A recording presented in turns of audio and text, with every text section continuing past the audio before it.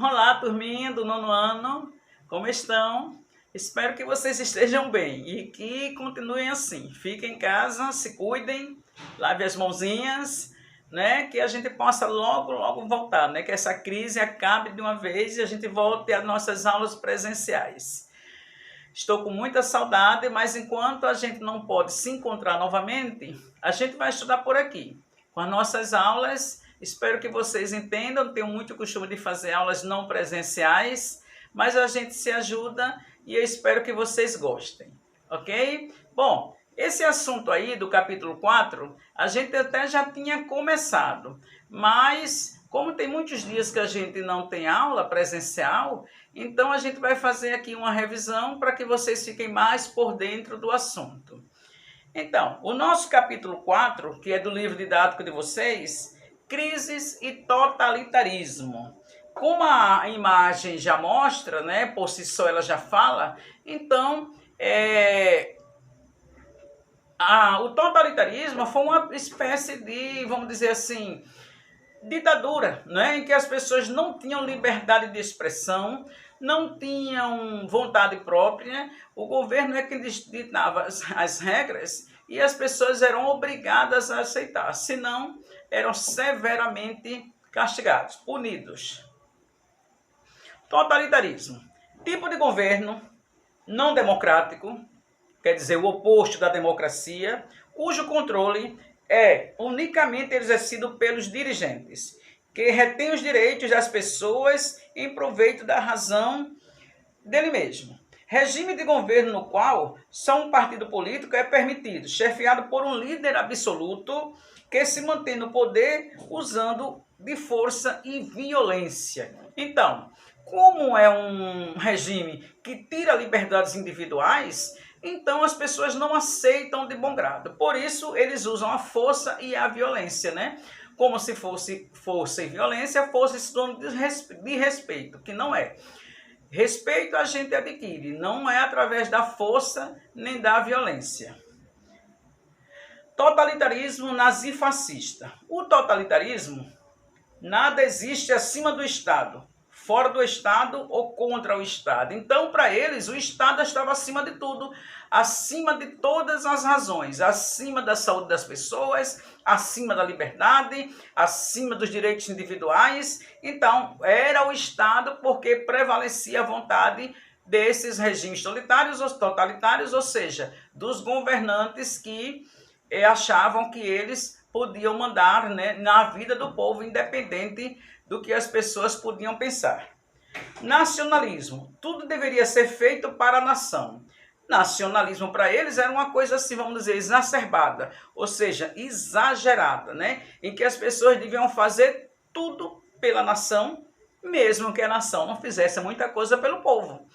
Entenderam? É como se as pessoas dissessem assim, eu me orgulho disso, me orgulho daquilo, mas não tinha nenhum motivo para se orgulhar. É a mesma coisa de dizer assim, eu amo esse regime, mas na minha casa não tem nada para se comer. Como é que a gente pode amar uma coisa se a gente não tem comida nem para dar aos nossos filhos? Então, esse nacionalismo exagerado era uma coisa assim, vamos dizer, super autoritária.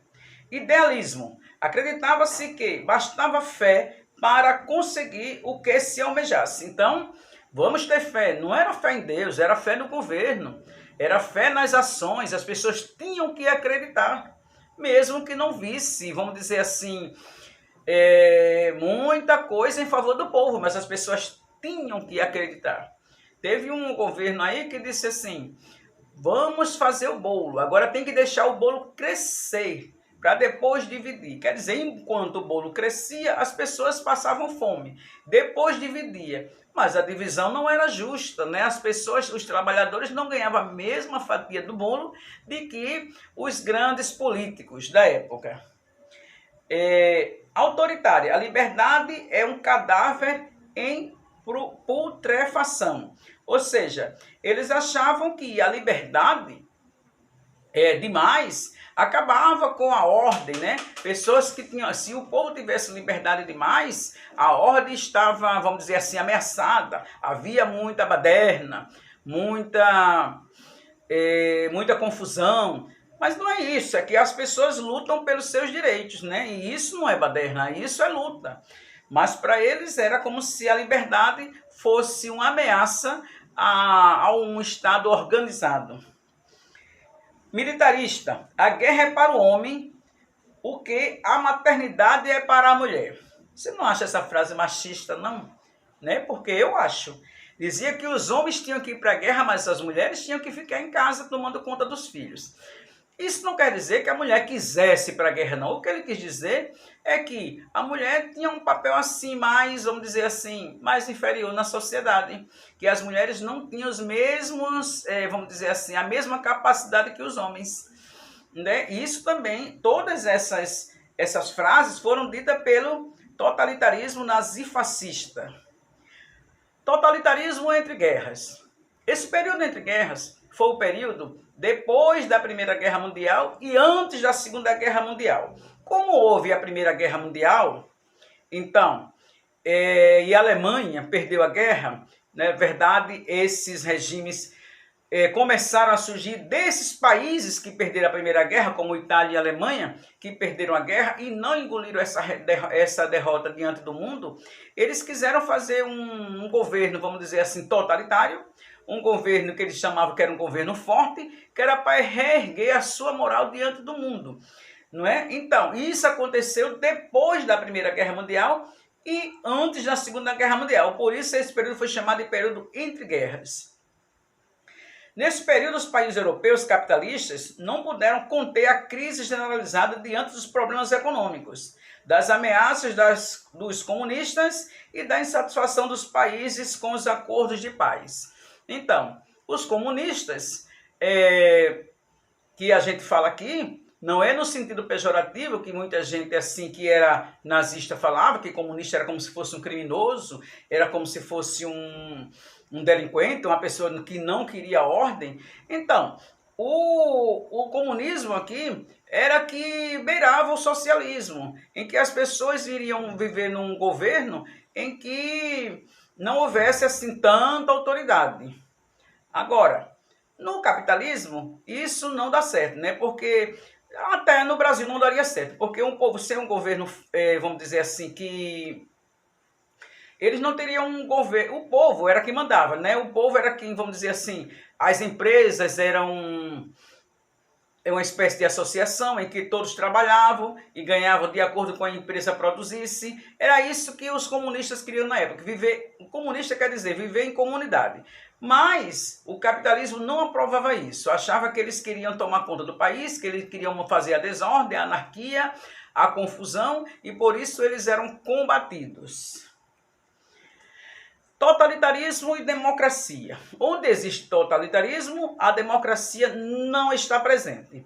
Por quê? Porque a democracia, o povo tem direitos, né? Não é um direito camuflado, né? Que você, mas você escolhe seus governantes. Mas aí, quando os governantes assumem, eles querem o quê? Mandar no povo, como se eles fossem o dono da nação. E não é, gente. Democracia é quando o povo exerce a sua cidadania. É quando o povo tem também direitos. É quando o povo também pode opinar sobre o governo que está no poder, porque foi o povo quem colocou ele no poder e é o povo quem mantém ele lá, porque é o povo quem paga os impostos. Então, numa democracia, o poder é do povo e não dos nossos dirigentes. Os dirigentes, eles lideram. Eles organizam, mas o poder é do povo. Tanto é que numa democracia, você, do jeito que pode colocar um governante no poder, as pessoas também podem tirar, que se ele não atender os interesses da população.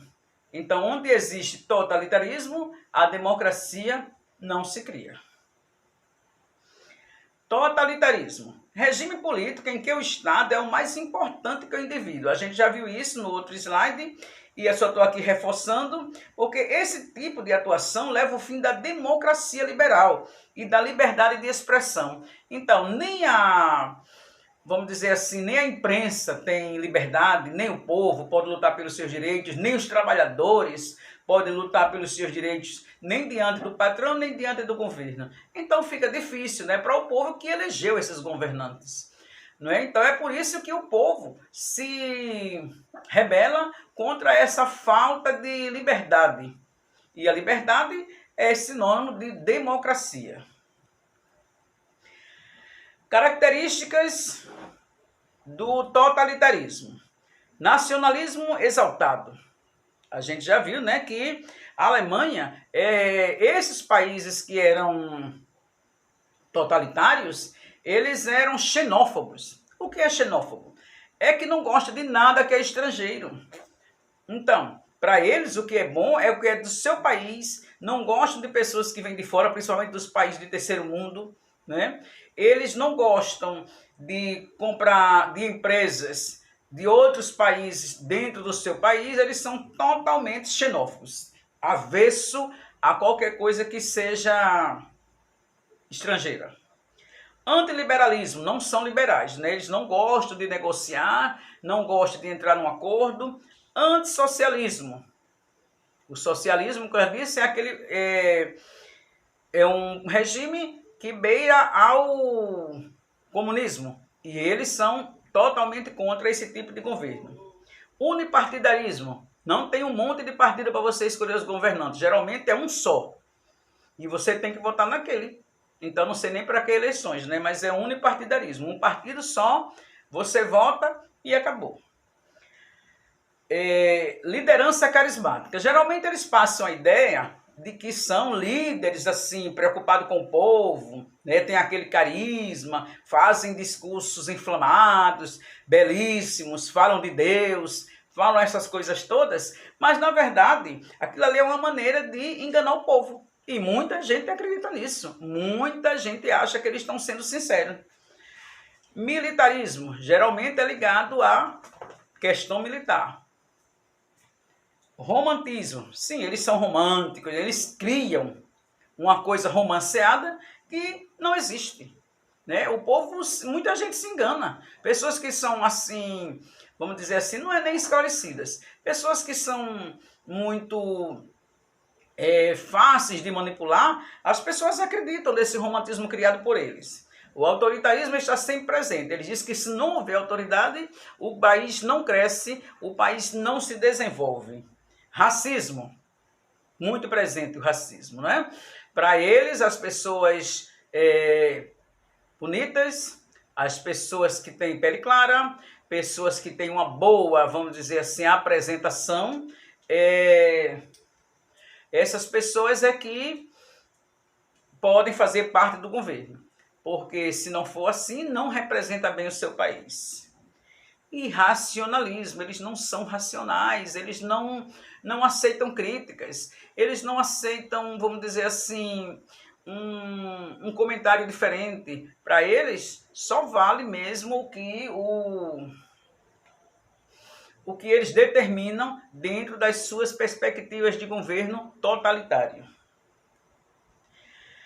O período entre guerras, houve a idealização centralizada com repressão a oposições, crise do pós-guerra e avanço do socialismo, unipartidarismo, ampla propaganda, militarismo e intervenção econômica. Como depois da Primeira Guerra Mundial o socialismo se expandiu, né, de uma certa maneira, não tanto quanto o capitalismo, eles ficaram receosos de que esse regime de governo tomasse conta dos países capitalistas, grande parte.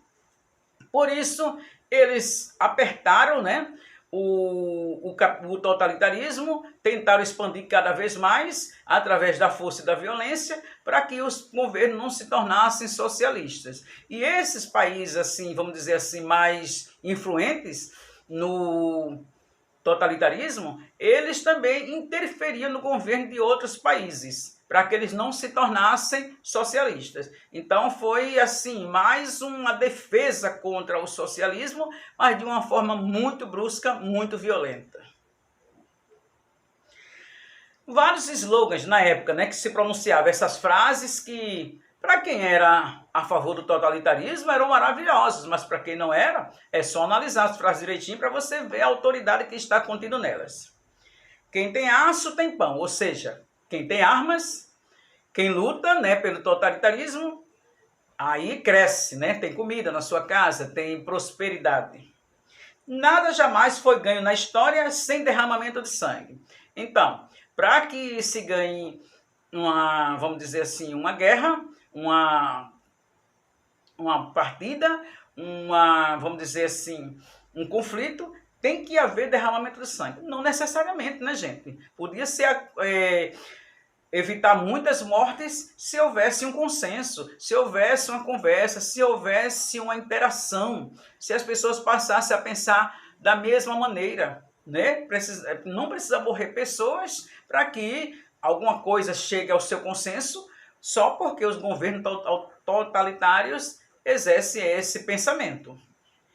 É melhor um dia de leão do que 100 anos de carneiro. Então, para eles é melhor que as pessoas morram lutando, né, tenham um dia de glória, numa guerra, numa confusão, do que passar a vida toda naquela vidinha, mais ou menos. Essa também é a maneira deles, né? Eles acham que eles têm que ter uma vida, vamos dizer assim, ativa, uma vida cheia de ordens, de rancores, coisa e tal, do que ficar naquela vidinha passiva, mas vivendo em paz, né? Então, analisem essas frases vocês, depois a gente comenta na nossa aula online. 1 minuto no campo de batalha vale por uma vida inteira de paz. Gente, vejam o sentido dessa frase. 1 minuto no campo de batalha vale por uma vida inteira de paz. Quem concorda com uma coisa dessa? É só quem realmente é totalitário. Eu prefiro viver uma vida de paz, mas eles não pensavam assim. Então vejam que eles são totalmente radicais. Uma mentira dita 100 vezes vira verdade, gente. Na verdade, eles falavam uma mentira assim para enganar o povo, para convencer o povo de que esse regime era o certo, que eles falavam tanto, que as pessoas acabavam acreditando. Por isso ele criaram esse slogan. Uma mentira dita 1000 vezes acaba virando uma verdade. Se todo mundo falar aquela mesma coisa, você, antes que era contra, vai ficar na dúvida. Será que só eu estou errado? Não é verdade? Mas eles tinham isso. Falavam sempre a mesma coisa, falavam o mesmo vocabulário, todos os totalitaristas, e você ficava, será que sou eu que estou errado? Mas se você analisar direitinho, não era. Não era você que está errado. Quem está errado é o regime, gente. Ninguém pode viver mandando nos outros, né, impondo a sua ordem e acabar com a liberdade de expressão, a liberdade de sentimentos, a liberdade das pessoas, para que as pessoas sejam felizes. Eu acho que o bem maior da humanidade é a liberdade. Tanto é que quando você comete um crime, o que tiram de você é o quê? A liberdade. Né? A liberdade. Então, a liberdade é o bem maior da humanidade. Todos nós nascemos para ser livres, para sermos livres, né? Então, ninguém tem o direito de tirar a nossa liberdade. Bom, um grande vulto, né? Uma grande figura desse regime totalitário foi Adolf Hitler.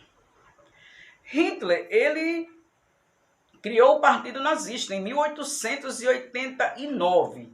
Tinha como sonho entrar para a Academia de Belas Artes.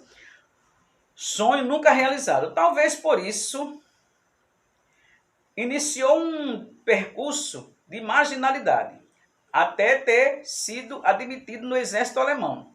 Em 1921, assumiu a chefia do Partido Nacional Socialista. Então, Hitler não era alemão, ele era austríaco. Mas a Áustria também foi, vamos dizer assim, foi ligada à Alemanha na Primeira Guerra Mundial. E aí também a Áustria queria também, né, erguer a sua moral diante do mundo, porque haviam perdido a guerra. Então Hitler, ele foi aquele homem que fez de tudo para entrar no exército alemão, e aí, com aquelas palavras de ordem, que ia levantar a Alemanha, que a Alemanha ia voltar a ser a potência do mundo, e o governo alemão acreditou nisso. E ele acabou sendo incorporado ao exército alemão. Bom, implantação do nazismo na Alemanha. Após a Primeira Guerra Mundial, foi estabelecido na Alemanha o regime democrático. Após a Primeira Guerra, originando uma situação bastante difícil. A situação econômica agravou-se. devido à guerra e ao pagamento das indenizações exigidas pelos vencedores da guerra. Como a Alemanha foi considerada culpada pela guerra, teve que pagar pesadas indenizações aos países vencedores, como a gente já estudou no capítulo anterior. E esse regime ainda era uma democracia. Por isso, o governo alemão achou que, se o governo fosse forte, a Alemanha sairia daquele caos econômico depois da Primeira Guerra. Então, foi aí que eles resolveram fazer um governo mais autoritário para sair daquela crise econômica. Outro país que se juntou à Alemanha na Primeira Guerra Mundial e também foi derrotado foi a Itália. E lá, Benito Mussolini também criou o fascismo, não é? O fascismo é um nazismo disfarçado, né? O nazismo ele é mais, vamos dizer assim, mais violento. Mas o fascismo é bem parecido, só que a violência é um pouco menos acentuada.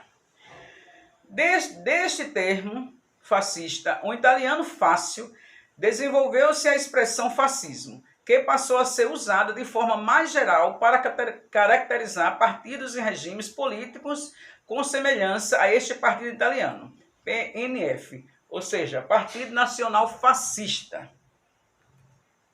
Bom, eu espero que vocês tenham gostado e a gente vai continuar esse assunto na próxima aula, que também vai ter uma atividadezinha e as dúvidas a gente tira na aula da sexta-feira online. Foi muito bom fazer essa aula para vocês, adorei e espero que vocês tenham gostado e logo a gente se encontra novamente para dar aquele abraço. Beijo grande!